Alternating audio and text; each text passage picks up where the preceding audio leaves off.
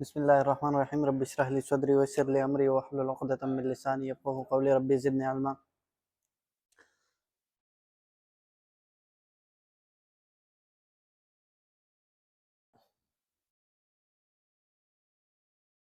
Psychiatry में आज हम डिस्कस करेंगे attention deficit and hyper active disorder. Attention deficit and hyper active disorder. Attention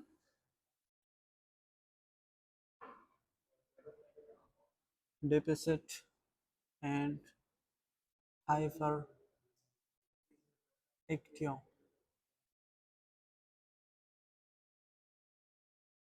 disorder, ADHD, attention deficit hyper active disorder, short form ADHD। Attention deficit hyper active disorder एक ऐसा disorder है जिसमें हमारे पास lack of attention होती है और इसके साथ हाइपर एक्टिव, बंद हाइपर एक्टिव भी होता है और अटेंशन भी उसकी नहीं होती। तो इसका डेफिनेशन क्या होगी? A condition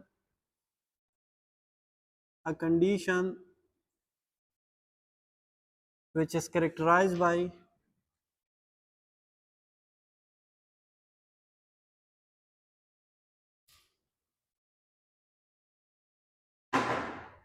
lack of attention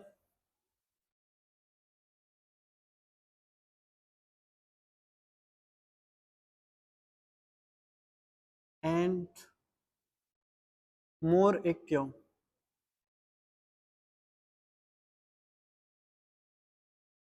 which result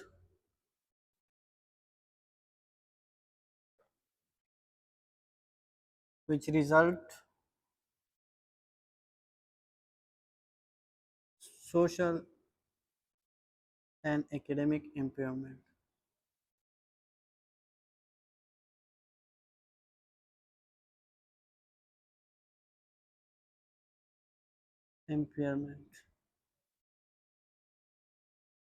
अच्छा, तो इसमें जो ये ज्यादातर होते हैं 5 ईयर से लेकर 13 ईयर के बच्चों में। तो ये बच्चे जो होते हैं ये अटेंशन भी उसकी नहीं होती, क्लास में होते हैं, जब ये क्लास में होते हैं या तो उसकी अटेंशन भी नहीं होती और इस दौरान ये हाइपर एक्टिव भी होते हैं। तो इसकी वजह से उसकी एकेडमिक लेवल जो है वो इम्पेयर होती है। मिसाल के तौर पर स्कूल की जो परफॉर्मेंस है वो लेक्चर अच्छे तरीके से सुन पाएगा नहीं, उसकी अटेंशन होती नहीं, तो वो किस तरह समझेगा? तो इसकी जो अटेंशन डेफिसिट की सिम्टम क्या है? अटेंशन डेफिसिट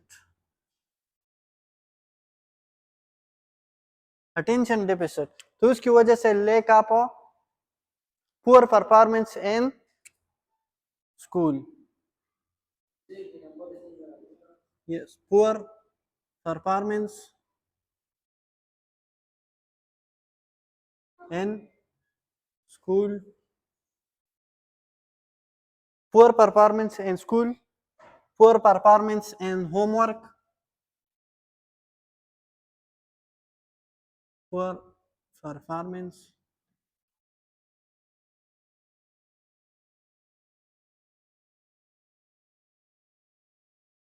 अगर अटेंशन आपका ना हो तो फिर स्कूल में आप अच्छी परफॉर्मेंस नहीं कर सकते, होमवर्क भी अच्छे तरीके से नहीं कर सकते। Poor performance in sports,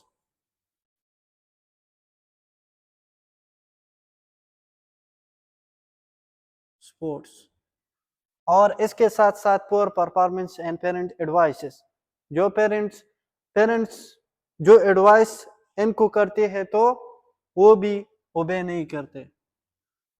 poor performance and parents advices,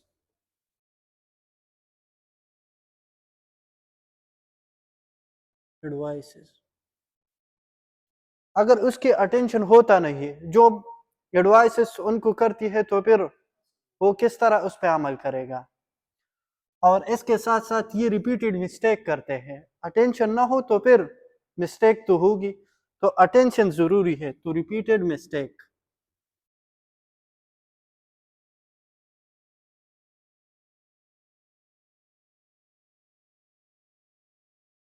तो रिपीटेड मिस्टेक ये अटेंशन डिफिसिट की है। आवाज आपने चेक किया था, आवाज दी चेक करो। तो ये किस चीज की है, अटेंशन डिफिसिट की।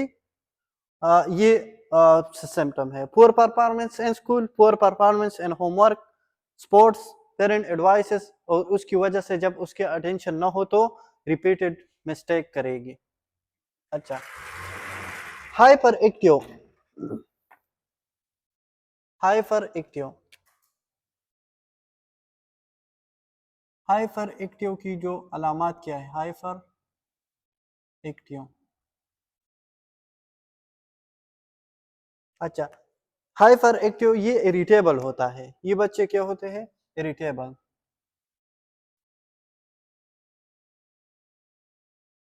और लैपिंग, ज्यादा हंसते हैं। इसके साथ साथ frequently use abuse your words, frequently use abuse your word, frequent used abuse your words। ठीक है, ये abuse your words ज्यादातर यूज कर देते हैं और तोड़ फोड़ करते हैं। Breaking the chair in the class, हाँ, breaking the chair in the class, breaking the chair in the class. और ये जो है can not wait for his turn, अपने बारी का इंतजार नहीं कर सकते। टीचर जो बोलते हैं तो ये अपने बारी का इंतजार नहीं करते, उससे पहले तो अपने जवाब देते हैं। या तो can not wait for his her turn, तो ये can not wait for his turn. अच्छा, ये इरिटेबल होता है, ज्यादा हंसते हैं, frequently use abuse your word, breaking the chair in the class, और इसके साथ साथ क्या, can not wait for his turn, और leave the class, suddenly leave the class. इसका मोड टू हाइपर एक्टिव है, तो हाइपर एक्टिव में ये बगैर इजाजत के क्लास को छोड़ देते हैं और बाहर चले जाते हैं। तो सडनली लीव द क्लास, ये अटेंशन डेफिसिट हाइपर एक्टिव, इसमें दो चीजें हैं, एक अटेंशन नहीं होती और इसके साथ उस दौरान ये बंदा हाइपर एक्टिव भी होता है, अटेंशन भी नहीं होती और हाइपर एक्टिव। ये स्ट्रांगली लिंक्ड विद जेनेटिक्स के साथ है, स्ट्रांगली लिंक्ड विद जेनेटिक्स।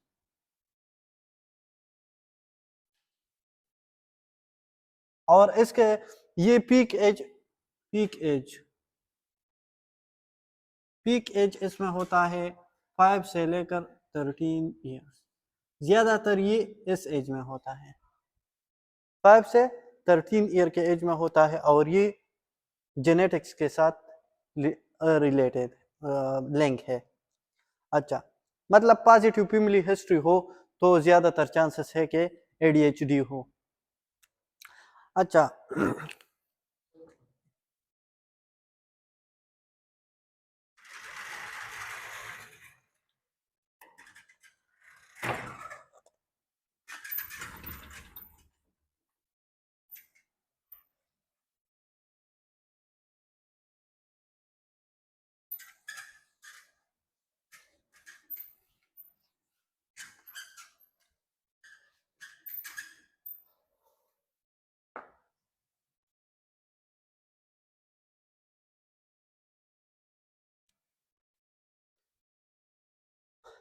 अच्छा, तो इसमें लिख ले apo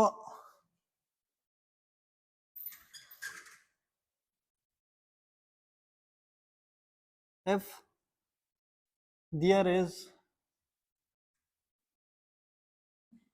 symptom 3 to 4 from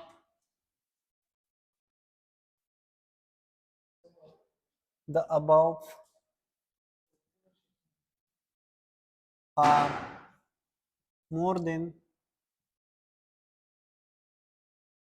6 months,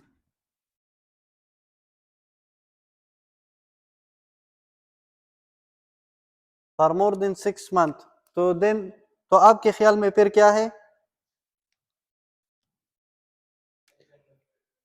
think आप ये सिम्टम मिसाल के तौर पर अटेंशन डिफिसिट की 3-4 सिम्टम हो और हाइपर एक्टिव की, तो देन थिंक ऑफ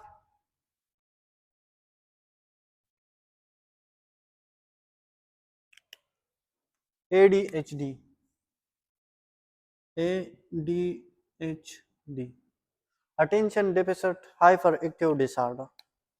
अच्छा, इसमें ट्रीटमेंट हम किस तरह करेंगे? ट्रीटमेंट मिथाइलफिनिडेट हमारे पास डोपामिन और नॉरएपिनेफ्रिन की लेवल को इंक्रीज कर देता है और इसकी जो सिम्टम है वो कम कर सकती है, तो मिथाइलफिनिडेट।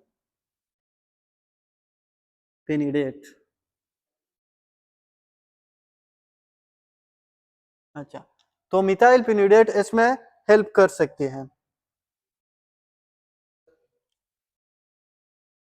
इसका ब्रांड नाम है रिटनेल। क्या? अटेंशन डेफिसिट और हाइपर एक्टिव के लिए जो ड्रग है मिथाइलफिनिडेट डोपामिन और नॉरएपिनेफ्रिन की लेवल को इंक्रीज कर देता है और इसके सिम्टम को कम कर सकते हैं। अच्छा, इसकी पिक्चर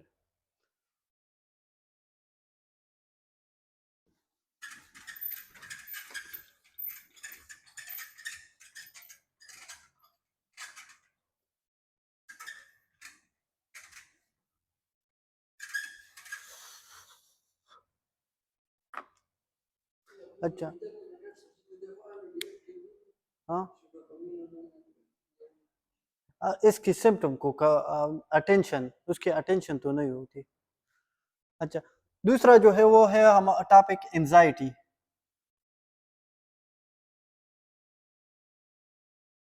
एंजाइटी क्या है?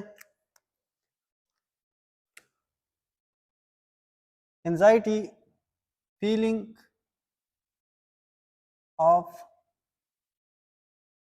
ऑफ वरी,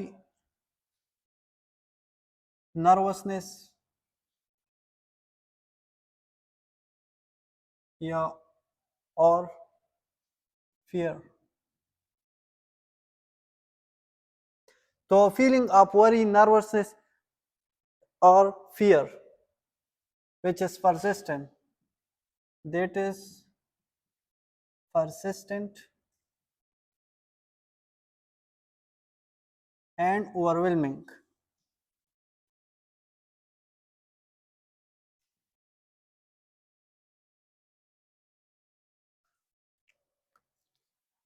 मिसाल के तौर पर आप फाइनेंशियल या वर्क के बारे में ज़्यादातर आपके पास फियर है, होप है, तो या हेल्थ के बारे में जो भी है, तो उसकी वजह से जो बार बार एवरीडे आपके पास जो वो आपकी जो वो फियर है तो उसको एंजाइटी कहते हैं। ठीक है, तो इसकी टाइप है। पहला जो है इसमें हमारे पास जो एंजाइटी के टाइप्स में generalize anxiety, generalise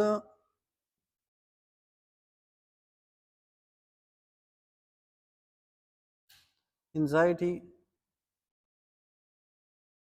disorder,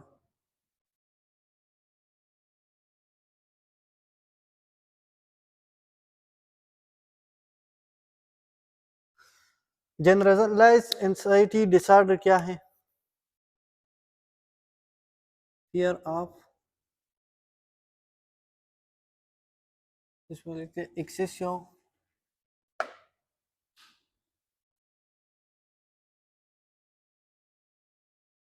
fear about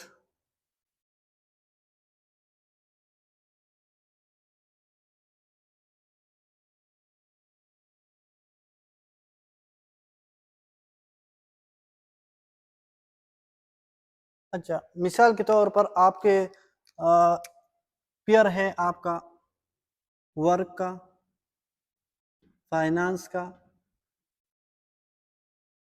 health का, तो ये सारे के सारे हेल्थ हमारे पास क्या है, या रिलेशनशिप,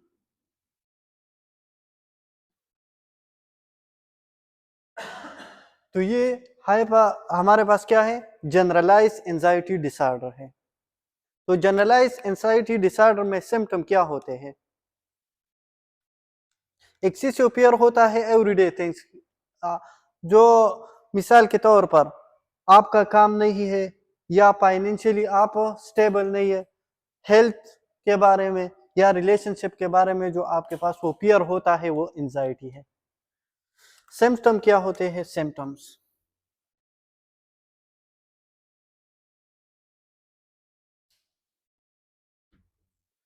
इसमें irritable,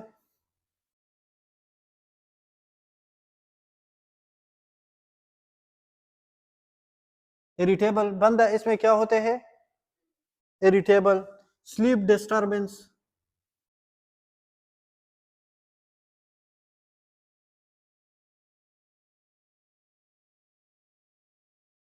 fatigue, difficulty concentrating,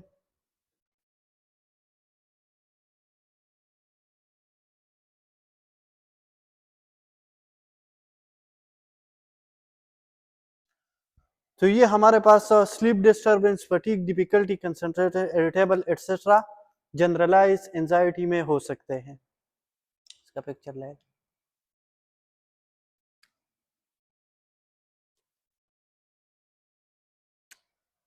irritable हो तो रेस्टलेसनेस,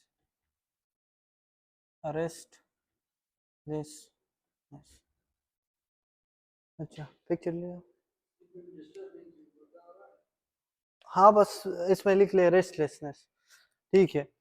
अब देखो, जनरलाइज एंजाइटी डिसऑर्डर हमारे पास या तो एक्यूट एंजाइटी, एंजाइटी हमारे पास या तो होगी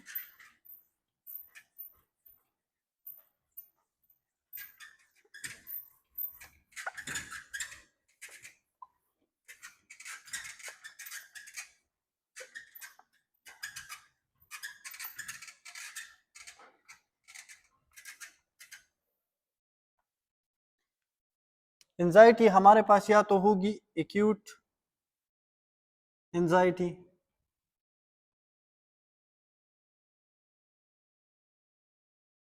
अच्छा, या तो होगी short term anxiety, short term anxiety,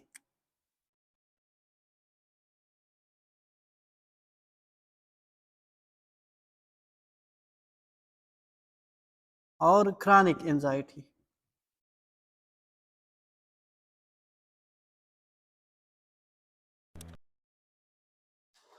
anxiety और पैनिक डिसऑर्डर में फ़र्क ये है कि पैनिक की बात जो है, तो पैनिक डिसऑर्डर में जो सिम्टम है वो सडन आते हैं और एंजाइटी में ग्रेजुअल। हाँ, तो इसमें एक्यूट में सिम्टम हमारे पास लेस देन 6 मंथ क्या होते हैं, 6 मंथ, और इसमें सिम्टम होते हैं 6 मंथ से लेके 1 ईयर तक। क्रॉनिक में हमारे पास 1 ईयर से ज्यादा होते हैं सिम्टम।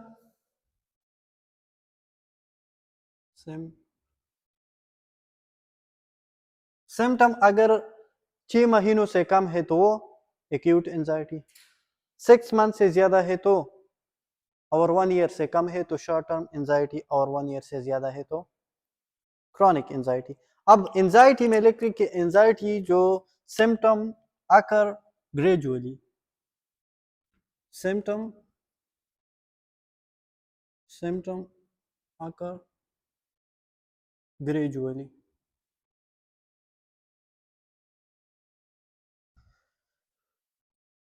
Symptom occur gradually. अब ये एंटी एंजुलेटिक हम दे सकते हैं। Anti anxiolytic is the member of, anti anxiolytic कौन सी ड्रग है? बेंजोडाइजिपिन। यस, तो बेंजोडाइजिपिन हम इसमें दे सकते हैं ट्रीटमेंट में, बेंजोडाइजिपिन।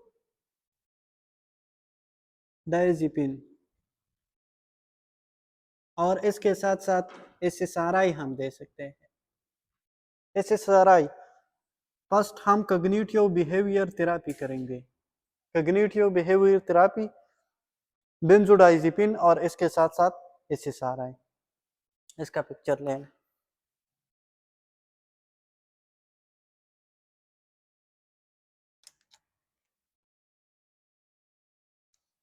अच्छा,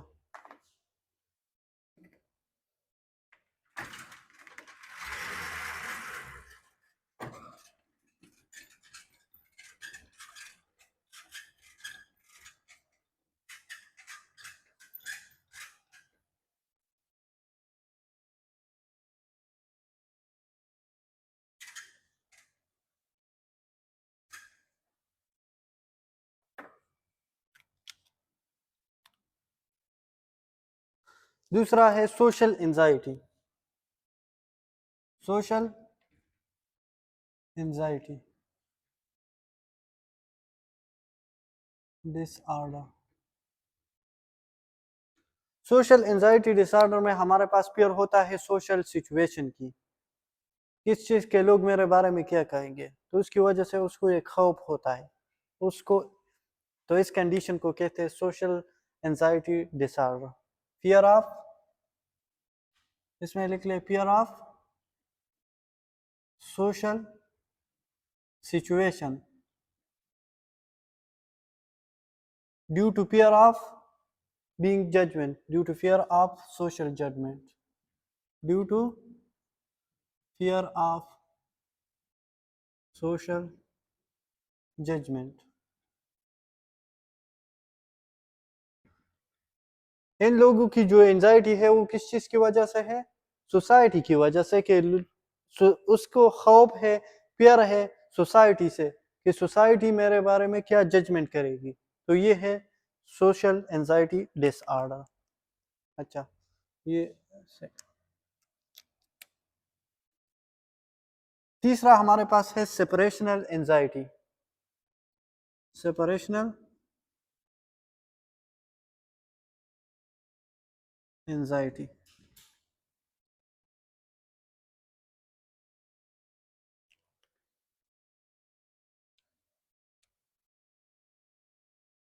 इसमें क्या होता है? Excessive fear of, excessive fear of separation from love one.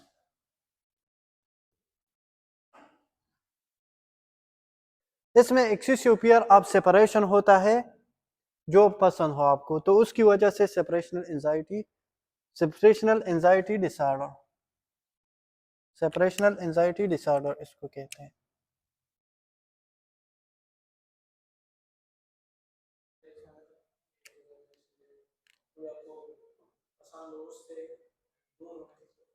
हाँ, अच्छा,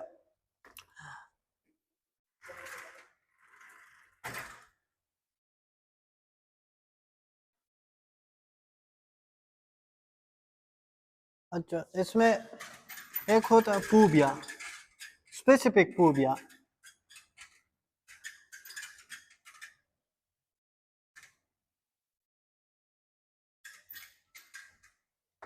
स्पेसिफिक फोबिया,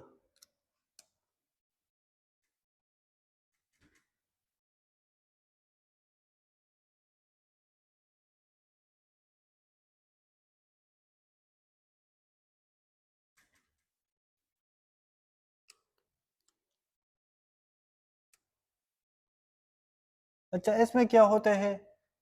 स्पेसिफिक और irrational fear of situation, activities और थिंग्स। मिसाल के तौर पर किसी को ये खौफ हो कि हाइट से किसी को खौफ होता है, किसी को इनक्लोज स्पेस से, और किसी को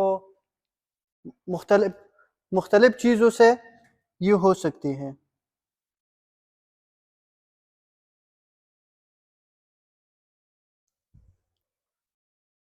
ठीक है, हो सकते हैं, हर किसी के लिए वो स्पेसिफिक है, डिफरेंट चीज़ें। तो इसमें लिख लें एक्सिसियो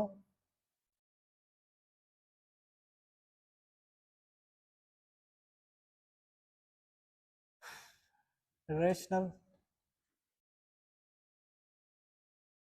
fear of specific thing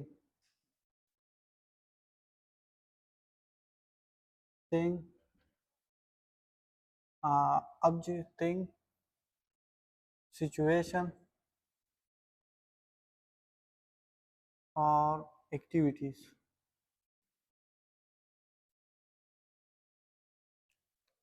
तो इसमें मिसाल के तौर पर किसी को इनक्लोज स्पेस से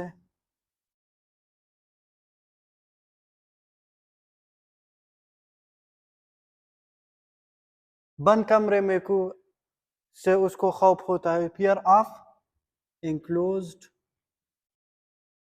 स्पेस। और किसी को एनिमल से फियर होता है, खतरा, वो उसको खौफ होता है, fear of animal, fear of specific animal.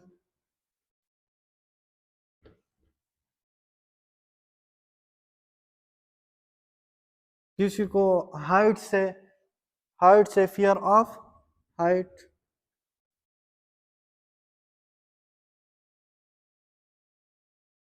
तो ये मुख्तलिफ किस्म की स्पेसिफिक फोबिया है।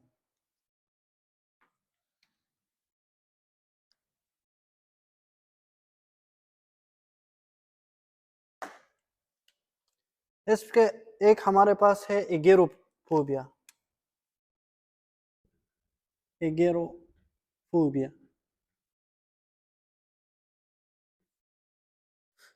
एगेरोफोबिया में बंदा जो है वो पब्लिक प्लेस में नहीं जा सकते,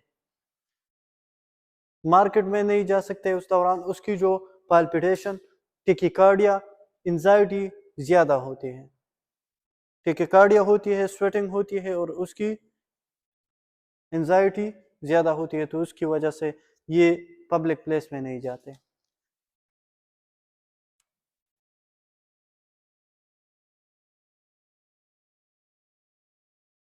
fear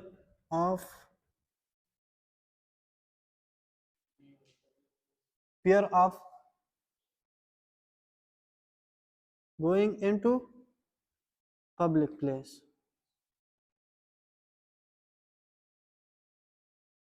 where escape might be difficult,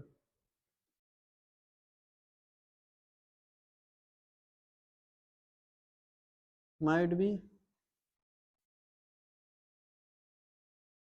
difficult। तो ये हमारे पास क्या है, एगेरोफोबिया। अगर बंदा मार्केट में नहीं जा सकते, किस चीज़ की वजह से, कि जब ये मार्केट में जाते हैं या इस तरह की पब्लिक प्लेसेस में जाते हैं तो उसकी जो हार्ट की रफ्तार ज़्यादा होती है, उस पर स्वेटिंग आती है और उसकी एंजाइटी ज़्यादा होती है, तो उसको हम एगोरोफोबिया कहते हैं। अब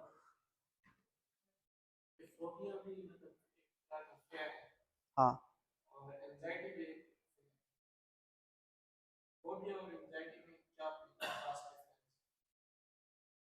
मतलब इसके टाइप में आते हैं, हाँ, थोड़ा बहुत डिफरेंस। अब देखो ये उसका पिक्चर, अच्छा,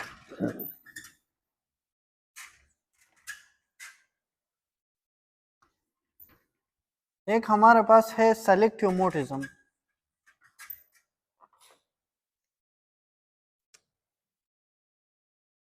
सेलेक्टिव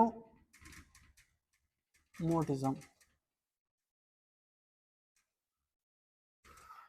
इसमें बंदा पब्लिक में बातें नहीं कर सकते, failure to speak in public due to anxiety.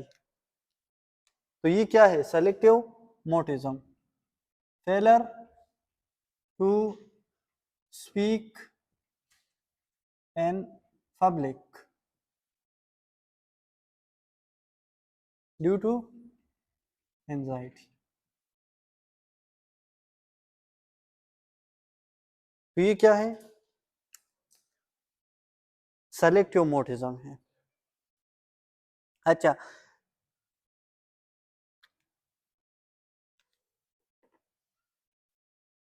दूसरा हमारे पास पैनिक डिसऑर्डर।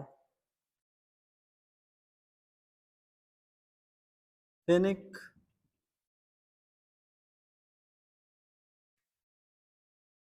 पैनिक डिसऑर्डर मिसाल के तौर पर आप पब्लिक में जाते हैं तो उस दौरान आप पे आपका हार्ट रेट ज्यादा होती है, पल्पिटेशन होती है, स्वेटिंग आती है, तो ये क्या है? पैनिक है, हिबत। तो ये पैनिक डिसऑर्डर है। अच्छा, इसमें क्या होते हैं? Sudden episode of intense fear. ये एंजाइटी में तो वो जो सिम्टम है वो ग्रेजुअल आते हैं, ये सडन आते हैं, और इसकी पीक जो है वो 10 मिनट्स तक होते हैं। इसमें क्या होते हैं? Sudden episode intense fear.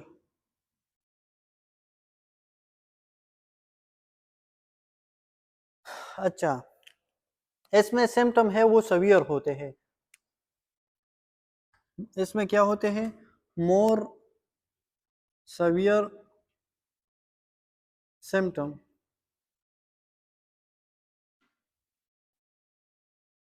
मोर सवियर सिम्टम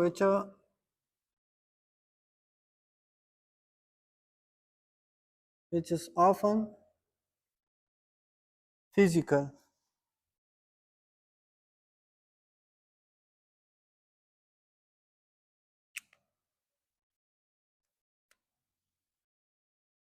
इसमें क्या होते हैं? हार्ट रेट इंक्रीज, पल्पिटेशन,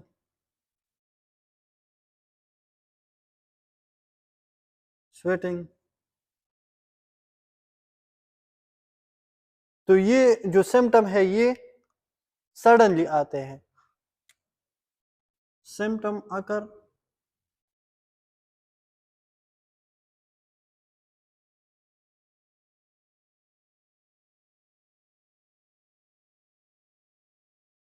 और ये शॉर्ट लास्टिंग होता है। शॉर्ट लास्टिंग कुछ वक्त के लिए, पीक उसकी 10 मिनट्स तक होती है। तो ये शॉर्ट लास्टिंग।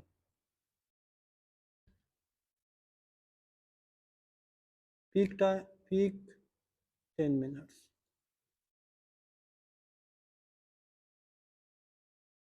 तो ये पैनिक डिसऑर्डर और एंजाइटी में डिफरेंस है।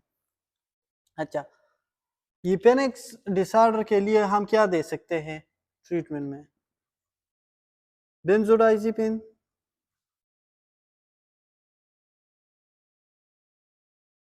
और SSRI। हार्ट रेट को कम करने के लिए, पल्पिटेशन के लिए बीटा ब्लॉकर दे सकते हैं।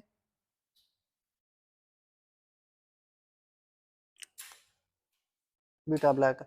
अब ये जो सिम्टम है ये फिजिकल होते हैं और इसमें बंदा इस तरह सोचता है that he is going to die, and physical and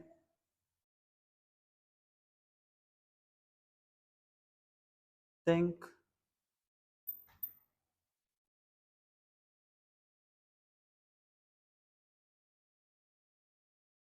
that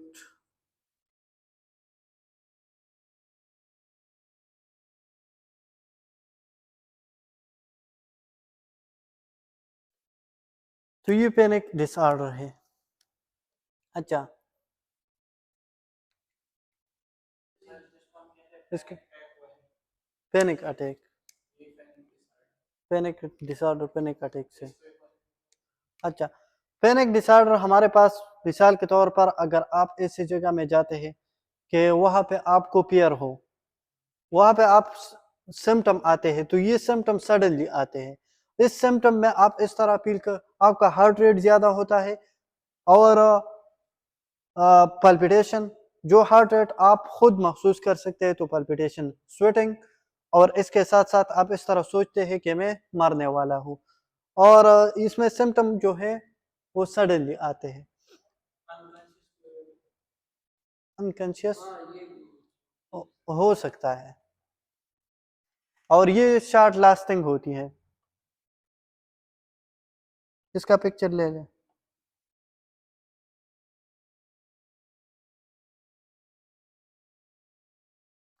अच्छा,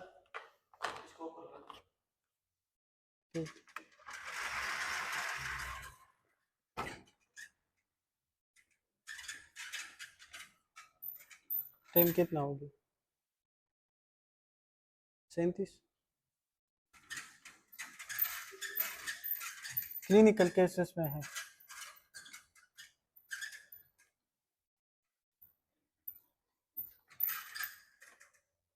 क्लिनिकल केस लिख ले, clinical case 1।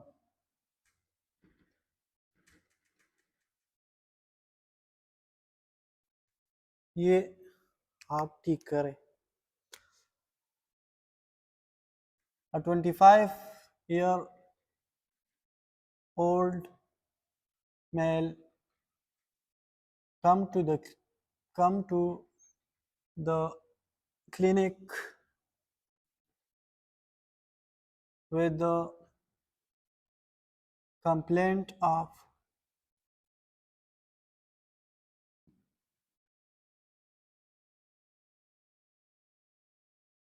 inability with the complaint of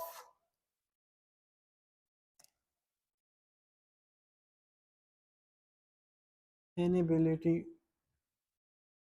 to go to market due to tachycardia, due to fear of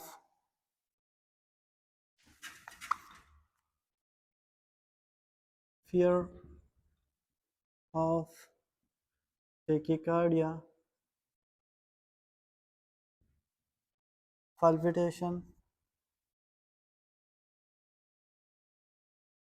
and anxiety.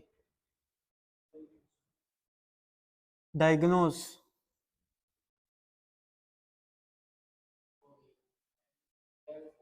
एगेरोफोबिया। तो ये क्या है? एगेरोफोबिया है। एगेरोफोबिया, तो ये हमारे पास है एगेरोफोबिया। इसका पिक्चर लेते हैं।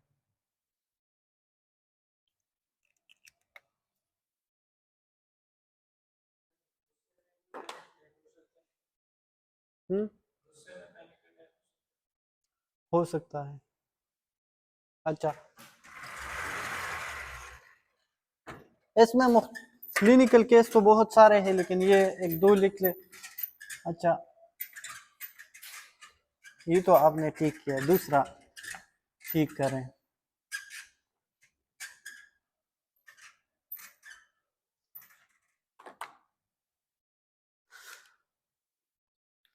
A 30-year-old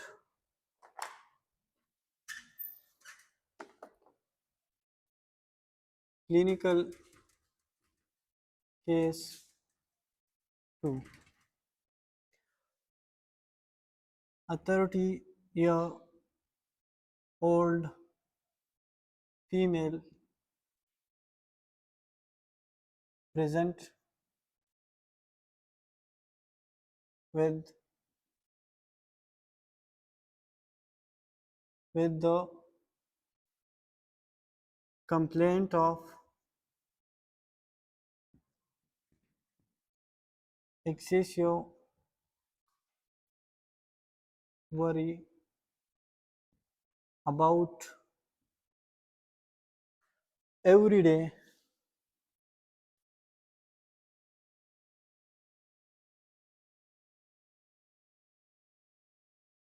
things. अच्छा, और she also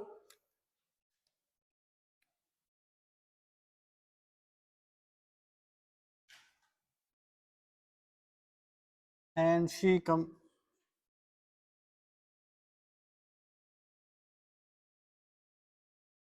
complain of restlessness, fatigue,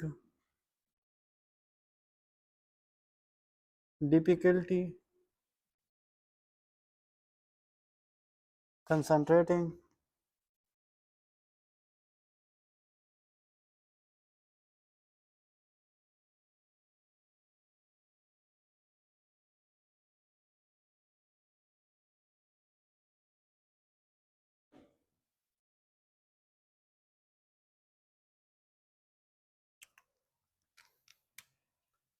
everyday things for more than 6 months. तो आपके ख्याल में ये क्या है? Diagnose,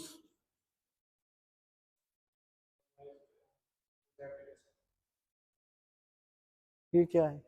A 30-year-old female present with the complaint of excessive worry about everyday things for more than 6 months, and she also complained restlessness, fatigue, difficulty concentrating, and sleep disturbance. हाँ, तो anxiety आप किस तरह डायग्नोज करते हैं कि ये anxiety है? अच्छा, तो ठीक है, excessive worry about everyday things, और इसमें ये सिम्टम मोर देन 6 मंथ है, इसमें रेस्टलेसनेस, फटीग, तो ये सिम्टम किस चीज के? Generalize anxiety disorder.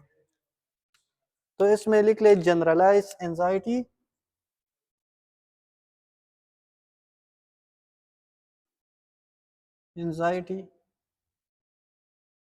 डिसऑर्डर। तो ये हमारे पास क्या है? Generalize anxiety disorder. अब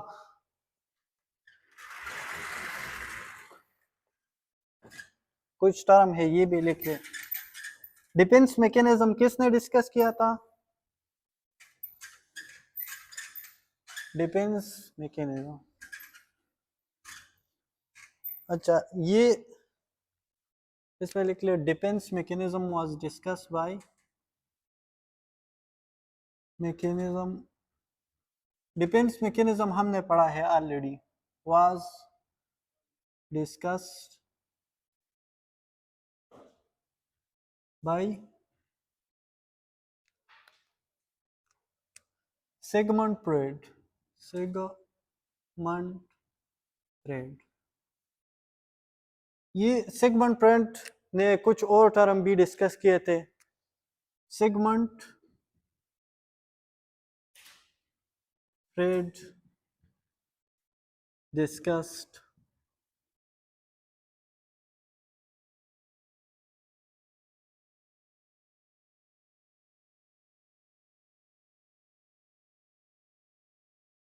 the following terms। इसमें हमारे पास एक है id, ID, Sigmund Freud, FREUD, id, ego और सुपर ईगो।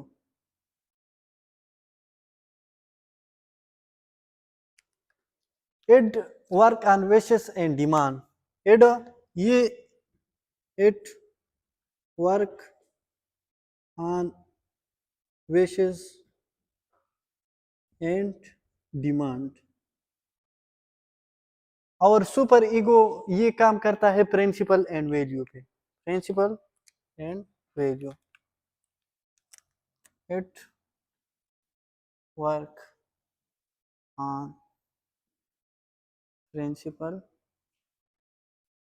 And value.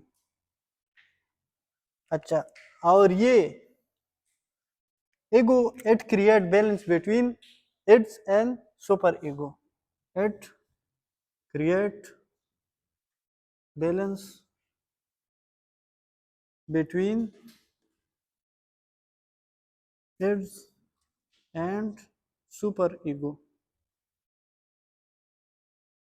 इसका एग्जांपल आप ले ले इड्स, ये मिसाल के तौर पर wife,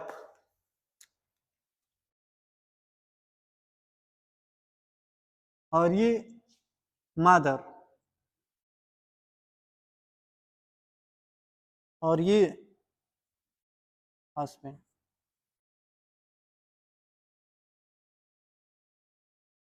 wife wishes and demand करते हैं, ख्वाह जो भी हो जाए तो वो उसकी जो विश है और डिमांड है वो पूरा करे, जो भी हो जाए तो वो इट्स है।